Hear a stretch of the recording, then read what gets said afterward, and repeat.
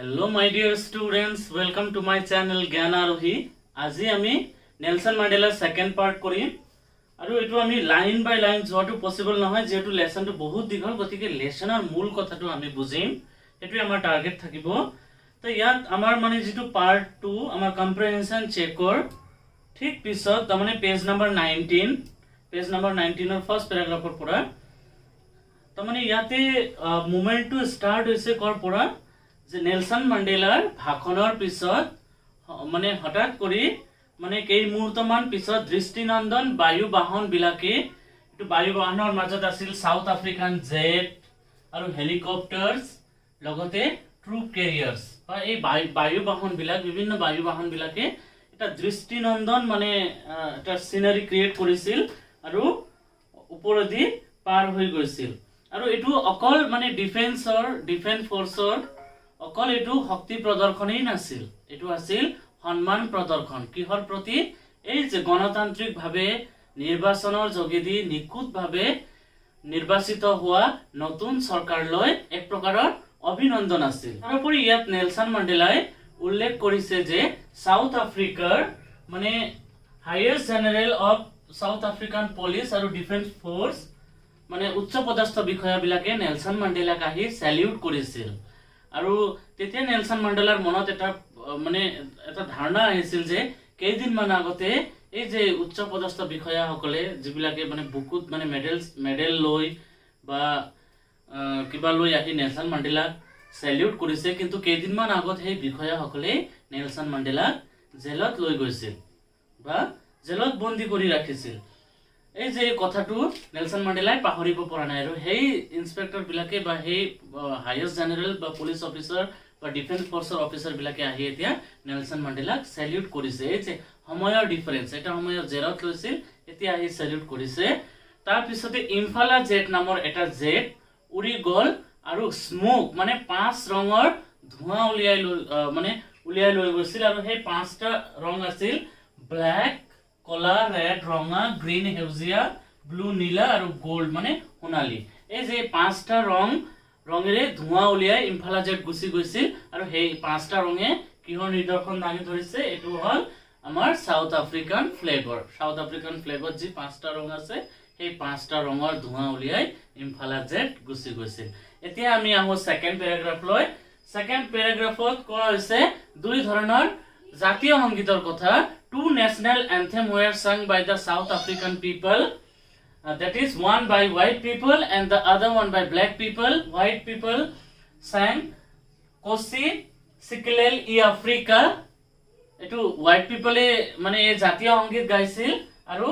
black people e ba krishnango hokole gaisil Die Stem jitu asil anthem of Republican South Africa mane South Africa Republic jitu anthem asil old anthem etu gaisil black সকলে আৰু কোসি সিকেলেল ই Africa two গাইছিল white সকলে ইয়াত দুই ধৰণৰ জাতীয় সংগীত গোৱাৰ কাৰণটো আছিল কি ইয়াত সমভাৱ পোষণ কৰা হৈছে আগতে হোৱাইট সকলৰ ৰুল আছিল কিন্তু এতিয়া নতুন চৰকাৰ কৃষ্ণাংগৰ চৰকাৰ গঠন হোৱাৰ পিছত সকলোৱে সমান অধিকাৰ পাব সেইকাৰণে হোৱাইট আৰু ব্ল্যাক দুয়োকে নিজৰ বা জাতীয় সংগীত প্ৰদৰ্শন কৰাৰ সুযোগ দিয়া হৈছিল আৰু যদিওবা ইজনে ইজনৰ লিৰিক্স বা আখৰৰ মানে শব্দৰ জ্ঞান নাছিল যদিও নেলসন মান্ডেলাই বৰ আনন্দিত হৈছিল কাৰণ অনতি পলমে ইহতে লিৰিক্স বিলাক শিকি লব এতিয়া আমি থাৰ্ড প্যাৰাগ্ৰাফত আহো থাৰ্ড প্যাৰাগ্ৰাফত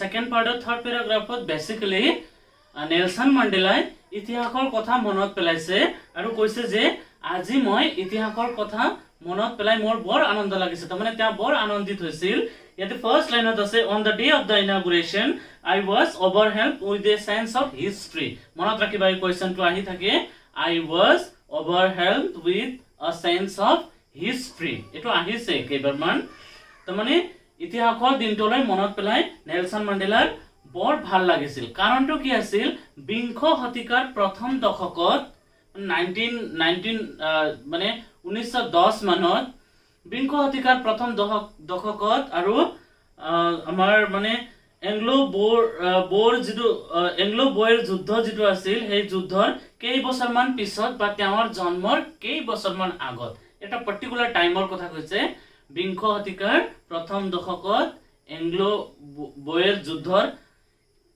অলপ পিছত আৰু মোৰ জন্মৰ অলপ আগত মানে আগৰ পৰা হোৱাইট পিপল সকলে বা বগা মানুহবিলাকে সাউথ আফ্ৰিকাৰ কলা মানুহবিলাকক এক বিশেষ ধৰণৰ মানে অবহেলা কৰা আৰম্ভ কৰিছিল আৰু এই অবহেলাই পিছলৈ বৰ্ণ বৈষম্যৰ ৰূপ লৈছিল আৰু কলাসকলে নানা ধৰণৰ যন্ত্ৰণা ভুগিবলগীয়া হৈছিল এনেকুৱা যন্ত্ৰণা যিটো ভাষাৰে প্ৰকাশ কৰা পসিবল নহয় কিন্তু মানে এই মানে বিংশ শতিকাৰে অন্তিম ভাগত মানে 90sত অন্তিম ভাগত নেলসন মান্ডেলাই কৈছে যে এই দশকত এতিয়া আৰু তেনেকুৱা ধৰণৰ ডিসক্ৰিমিনেশন নাই এনেকুৱা এটা চৰকাৰ গঠন হৈছে যি চৰকাৰে কি কৰিব এই যে আমাৰ আপাৰথেইডক কমপ্লিটলি উঘালি পেলাইছে আৰু এক নতুন পদ্ধতিৰ অৱতাৰণা কৰিছে সাউথ আফ্ৰিকাত যত বগা কলা জাতি ধৰ্ম বৰ্ণ নিৰ্বিশেষে সকলোৱে সমান অধিকাৰ ভোগ কৰিব পাৰিব এতিয়া আহি যাওঁ আমি ফোৰ্থ প্যাৰাগ্ৰাফত কি কোৱা হৈছে ইয়াত কোৱা হৈছে যে মানে নেলসন মান্ডেলাই আকৌ মানে দুখ প্ৰকাশ কৰিছে তেওঁ দুখ প্ৰকাশ কৰিছে কিহক লৈ যে এই যে সাউথ আফ্ৰিকাৰ মানুহ হাজাৰ হাজাৰ মানুহে যথেষ্ট ত্যাগ আৰু বলিদান দি এই যে আজিৰ দিনটো সম্ভৱ কৰি তুলিছে এই যে আজি যে তেওঁ থিয় হৈ এই যে ইমান দেশৰ মানুহৰ আগত বা এই সমগ্ৰ বিশ্ববাসীৰ আগত থিয় হৈ যে তেওঁ এই যে কথা ক'ব পাৰি আছে সাউথ আফ্ৰিকাৰ বিষয়ে বা সাউথ আফ্ৰিকাৰ ভিক্টৰীৰ বিষয়ে কথা ক'ব পাৰি আছে এটো পসিবল হৈছে কাৰ কাৰণে এই সাউথ আফ্ৰিকান মানুহবিলাকৰ কাৰণে তেওঁ নিজকে কৈছে মই অকল অংকৰ উত্তৰ হে তাৰ মানে অংকটো বহু আগতে বহু নেতাই মিলাই গৈছে আৰু অৱশেষত মই অংকৰ উত্তৰ হে কাৰণ মোৰ আগত যথেষ্ট নেতাসকলে আফ্ৰিকাৰ বহুতো মানুহে নিজৰ জীৱন ত্যাগ কৰিছে যথেষ্ট অসাধ্য কাম কৰিছে কষ্ট কৰিছে যাৰ ফলত বা যাৰ বিনিময়ত আজি এই দিনটো মানে দেখাটো সম্ভৱ হৈছে কিন্তু তেওঁ দুখ প্ৰকাশ কৰিছে যে সেই মানুহবিলাকে যিবিলাকে নিজৰ জীৱন বলিদান দিছিল সেই মানুহবিলাকে আজি সাউথ আফ্ৰিকাৰ এই ৰূপ দেখিব নোৱাৰিলে আৰু গতিকে আৰু লগতে তেওঁ সেই মানুহবিলাকক ধন্যবাদ দিবলৈও সক্ষম নহয় কাৰণ সেই মানুহবিলাকৰ মৃত্যু হৈ গৈছে গতিকে তেওঁ এক প্ৰকাৰৰ দুখ প্ৰকাশ কৰিছে এই দিনাখন এতিয়া আমি ফিফথ প্যাৰাগ্ৰাফ ডিসকাস কৰো ইয়াতে নেলসন মান্ডেলাই মানে এই যে আমাৰ পলিসি অফ আপাৰথেইড বা বৰ্ণ বৈষম্য নীতিয়ে যে সাউথ আফ্ৰিকাৰ মানুহৰ মনত যে যথেষ্ট ঘাৰ সৃষ্টি কৰিছিল তাৰ বিষয়ে কৈছে যে এই যে দশক ধৰি চলা এই যে যন্ত্ৰণা বা পলিসি অফ আপাৰথেইডে মানুহৰ মনত ইমান ঘাৰ সৃষ্টি কৰিছিল যে এই ঘাৰ ফলত বা এই যে দুখৰ ফলত এই সাফাৰিংছৰ ফলত এই মানে যন্ত্ৰণাৰ ফলত কি হৈছিল এক মানে অদম্য সাহসী তথা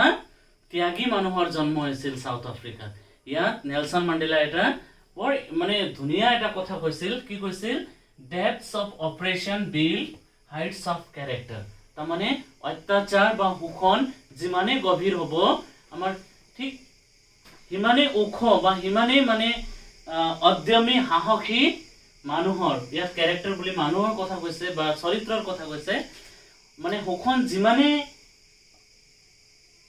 যিমানে মানে প্ৰবল হ'ব বা যিমানে বেছি হ'ব হিমানে অদ্যমী মানুহ বা সাহসী মানুহৰ জন্ম হ'ব তাৰ মানে সাউথ আফ্ৰিকাৰ মানে প্ৰসংগতে নেলসন মান্ডেলাই কথাটো উল্লেখ কৰিছে যে সাউথ আফ্ৰিকাতে যে আপাৰথেইড নামৰ এই যে বৰ্ণ বৈষম্যৰ এনেকুৱা এটা পলিসি যত পৰি মানুহ নানান যন্ত্ৰণা ভুগিবলগীয়া হৈছিল আৰু সেই আপাৰথেইডে কি কৰিছে সাউথ আফ্ৰিকাত এই যে নতুন অদ্যমী মানুহক জন্ম দিছে তাৰ মানে ধৰি লোৱা এটা এক্সাম্পল আমি ইয়াত ল'ব পাৰো মহাত্মা গান্ধীৰ কথা ব্ৰিটিছসকলে ভাৰতলৈ আহিছিল ভাৰতবাসীসকলৰ ওপৰত বৰ্বৰ অত্যাচাৰ কৰিছিল আৰু সেই বৰ্বৰ অত্যাচাৰৰ ফলত মহাত্মা গান্ধীৰ নিচিনা এজন লিডাৰ বা ফাদাৰ অফ নেশ্যন আমি পাইছো যদি ব্ৰিটিছ নাহিলে হয় বা তেনেকুৱা অত্যাচাৰ নহলে হয় হয়তো মহাত্মা গান্ধীয়ে জন্ম নললে হয় ভাৰতবৰ্ষত বা গান্ধীও আমাৰ নিচিনা সাধাৰণ মানুহ হৈয়ে থাকিলে হয়। তো ঠিক তেনেকৈ নেলসন মান্ডেলাই কৈছে যে আফ্ৰিকাত এই যে অপাৰেশ্যন ইমান ডেপথ আছিল, মানে ইমান গভীৰ আছিল ঘাটো,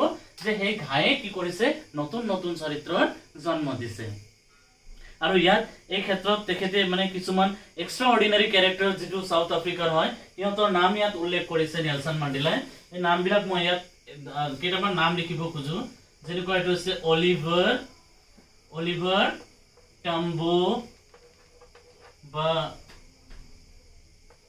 ওয়াল্টাৰ সিসুলু অথবা ইউসুফ ডাডু। ইয়াতে আৰু নাম আছে কিতাপত মেনশন কৰা, অলিভাৰ টাম্বো, ওয়াটলাৰ সিসুলু, চিপ লিথুলি, ইউসুফ ডাডু, ব্ৰেম ফিস্টাৰ, ৰবাৰ্ট সুবুক্ৰে। এই যে ক্যাৰেক্টাৰ বিলাক যে জন্ম হৈছে হেতুৰ অন্তৰালত আছে এই যে বৰ্ণ বৈষম্য বা এই যে যেটো অপাৰেশ্যন আছিল, হখন আছিল ইহঁতৰ ওপৰত, এই হখনে এই যে এনেকুৱা এক্সট্ৰা অৰ্ডিনাৰী ক্যাৰেক্টাৰৰ জন্ম দিব পাৰিছে। যদি হখন নাথাকিলে হয় হয়তো আমি এই ক্যাৰেক্টাৰ নাপালো হয় হিষ্ট্ৰীত। তো এতিয়া আমি আহি যাওঁ আমাৰ নেক্সট প্যাৰাগ্ৰাফ লৈ। এইটো হৈছে আমাৰ 6th প্যাৰাগ্ৰাফ। 6th প্যাৰাগ্ৰাফত নেলসন মান্ডেলাই এটা বৰ ইম্পৰ্টেন্ট কথা কৈছে, হেতু হৈছে কাৰেজৰ বিষয়। কাৰেজ মানে হৈছে আমাৰ সাহস। আসলতে সাহস টাৰ্মটো আমি বুজি পাওঁ, কিন্তু নেলসন মান্ডেলাই সাহসৰ এটা বেলেগ ডেফিনেশন দিছে। আৰু হেতু কি আছিল, নেলসন মান্ডেলাই কৈছে যে এই যে সাহস বা কাৰেজ, সেই কাৰেজটো মই মোৰ ফ্ৰেণ্ডছ বিলাকৰ পৰা, মোৰ আগত যিবিলাক আছিল মোৰ ফ্ৰেণ্ডছ, সেই ফ্ৰেণ্ড বিলাক বা বন্ধু বিলাকৰ পৰা মই কাৰেজৰ ৰিয়েল মিনিংটো শিকিব পাৰিছো। আৰু কাৰেজটো কি বোলে, courage is not the absence of fear, but courage is not absent of fear, but the triumph over it.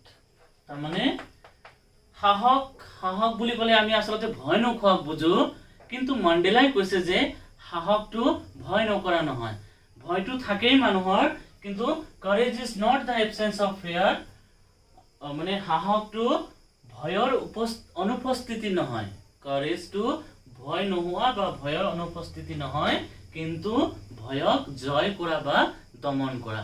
তাৰমানে কোনবিলাক মানুহক আমি courageous বা সাহসী বুলি কম, যিবিলাক মানুহে ভয়ক জয় কৰিব পাৰিছে, সেইবিলাক মানুহে হৈছে ৰিয়েলি courageous। আৰু তেওঁ লগতে কৈছে যে the brave man is not he who does not feel afraid, সাহসী মানুহ সেইজন নহয় যিয়ে ভয় নাখায়, but he who conquers that fear, সাহসী মানুহ সেইজন যিয়ে সেই ভয়ক জয় কৰিব পাৰে। এতিয়া আমি পাৰ্ট 2 8th প্যাৰাগ্ৰাফ বুজিম। আমি কাৰেজ বুজি পাইছো, এতিয়া কাৰেজৰ পিছত নেলসন মান্ডেলাই লাভ আৰু হেটৰ বিষয়ে 8th প্যাৰাগ্ৰাফত বৰ ধুনীয়া কথা কৈছে। No one is born hating another person because of the color of his skin or his background or his religion. তাৰমানে কোনো মানুহে জন্মতে তেওঁৰ স্কিন বা তেওঁৰ বেকগ্ৰাউণ্ড বা তেওঁৰ ধৰ্ম এইবিলাকক লৈ তেওঁ মানে ঘৃণা লৈ নাহে। People must learn to hate, and if they can learn to hate, they can be taught to love, or love comes more naturally to human heart than its opposite. তাৰমানে নেলসন মান্ডেলাই কৈছে যে কোনো মানুহে জন্মৰ সময়ত এই ঘৃণা বা নিজৰ ষ্টেটাছ ব্লেক হোৱাইট এইবিলাক লৈ নাহে, সিহঁতক শিকোৱা হয়। আৰু যদি ঘৃণা যদি মানুহে শিকিব পাৰে, তেতিয়া ডেফিনেটলি সিহঁতক ভাল পোৱা বা লাভ শিকোৱাটো একদম বেছি সহজ, কাৰণ লাভ ঘৃণাতকৈ বেছি প্ৰাকৃতিকভাৱে আহে।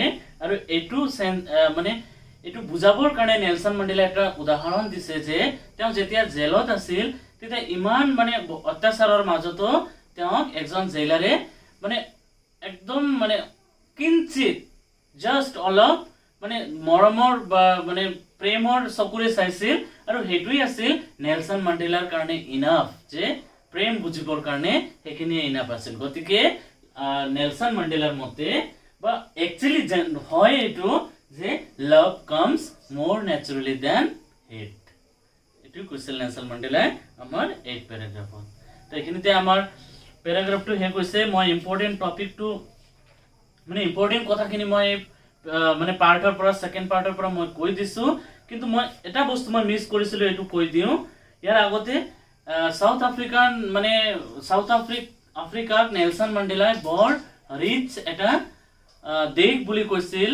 এইটো ডায়মণ্ডত হওক বা মানে ভ্যালুয়েবল মানে পাথৰবিলাকৰ ক্ষেত্ৰত নেলসন মেণ্ডেলা বৰ চহকী দেশ, কিন্তু তেওঁৰ মতে সেই পাথৰ ভ্যালুয়েবল পাথৰতকৈ মানে সাউথ আফ্ৰিকান পিপল বিলাক হৈছে বেছি ভ্যালুয়েবল। নেলসন মেণ্ডেলাই সেই কথাও কৈছিল, এইটো মনত ৰাখিবা যে মানে মিনাৰেলছ আৰু ৰিচৰ্চৰ বিষয়ে নেলসন মেণ্ডেলাই কি কৈছিল, এইটো এক্সামত আহিছিল মেট্ৰিকত কোনোবা এটা ইয়াৰত। নেলসন মেণ্ডেলাই কৈছিল যে এইবিলাক বৰ ভ্যালুয়েবল হয় আৰু সাউথ আফ্ৰিকা মানে এইবিলাক প্ৰাকৃতিক সম্পদত চহকী দেশ হয়, যদিও সেই সম্পদতকৈও মানৱ সম্পদটো হৈছে বেছি গুৰুত্বপূৰ্ণ। গতিকে আমাৰ শেষলৈকে আমি কুৱেশ্যন আনসাৰ ডিছকাছ কৰোঁ। আমি ফাৰ্ষ্ট পাৰ্টত কুৱেশ্যন নম্বৰ 17 লৈকে বুজিছিলো, গতিকে আজি কুৱেশ্যন নম্বৰ 18 পৰা ষ্টাৰ্ট হ'ব। কুৱেশ্যন নম্বৰ 18 টো কি আছে? What did military generals do? How has their attitude changed and why? Military generals কি কৰিছিল, ইহঁতৰ এটিটিউড চেঞ্জ হৈছিল, কিয় হৈছিল? The military generals do their duty. সাধাৰণতে military generals বিলাকে কি কৰে, নিজৰ কৰ্তব্য কৰে বা নিজৰ ডিউটি কৰে। They were always loyal to their country. আৰু military generals বা সেনা বাহিনী বিলাক সদায় নিজৰ দেশৰ প্ৰতি লয়াল থাকে বা বিশ্বাসী থাকে। তো how has their attitude changed and why বুলি কৈছে? Previously they might have ইয়াত ভুল হৈছে, might have arrested. Previously they might have arrested Mandela under White's rule, but now they have changed their attitude. আগতে ইহঁতে হয়তো মণ্ডেলা কি কৰিছিল, বগাসকলৰ ৰাজত্বৰ সময়ত মণ্ডেলাক ইহঁতে এৰেষ্ট কৰিছিল বা জেলত লৈ গৈছিল, কিন্তু এতিয়া হলে ইহঁতে নিজৰ এটিটিউড চেঞ্জ কৰিছে বা বিহেভিয়াৰ চেঞ্জ কৰিছে। They saluted Mandela. ইহঁতে মণ্ডেলাক স্যালিউট কৰিছে as he has become the president of South Africa. কাৰণ তেওঁ সাউথ আফ্ৰিকাৰ ৰাষ্ট্ৰপতি হিচাপে নিৰ্বাচিত হৈছে, সেইকাৰণে ইহঁতৰ এটিটিউডটো চেঞ্জ হৈছে। কেনেকৈ আগতে জেলত লৈছিল, এতিয়া স্যালিউট কৰিছে, এটিটিউড চেঞ্জ হৈছে। আৰু চেঞ্জ হোৱাৰ কাৰণটো হৈছে নেলসন মেণ্ডেলাই সাউথ আফ্ৰিকাৰ প্ৰেসিডেন্ট হিচাপে নিৰ্বাচিত হৈছে। এতিয়া আমি কুৱেশ্যন নম্বৰ 19 ডিসকাস কৰো। Question number 19, why were two national anthems sung? মানে দুটা জাতীয় সংগীত কিয় গোৱা হৈছিল? Two national anthems were sung because they wanted to pay honor and respect to the whites and black equally. দুটা ন্যাশনাল এন্থেম বা জাতীয় সংগীত গোৱা হৈছিল কাৰণ ইহঁতে মানে দুয়োটা কমিউনিটিকে, হোৱাইটকে হওক বা ব্লেককে হওক, ইহঁতে অনাৰ আৰু ৰেসপেক্ট কৰিব খুজিছিল সমানে। এইকাৰণে হোৱাইট সকলে এটা গাইছিল আৰু ব্লেক সকলে এটা সংগীত গাইছিল, মানে দুটা সংগীত গোৱা হৈছিল সেই অনুষ্ঠানত।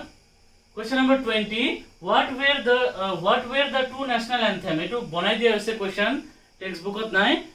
দুটা ন্যাশনাল এন্থেম বা দুটা জাতীয় সংগীত কি কি আছিল? The two national anthem were, দুটা জাতীয় সংগীত আছিল কোচি সিকেলেল ই আফ্ৰিকা was sung by white. কোচি সিকেলেল ই আফ্ৰিকাটো হোৱাইট সকলে গাইছিল, বগা সকলে বা শ্বেতাংগ মানুহে, আৰু ডাই ষ্টেম was sung by black. আৰু কৃষ্ণাংগসকলে ডাই ষ্টেম গীত গাইছিল। সেই গীত দুটা মনত ৰাখিবা।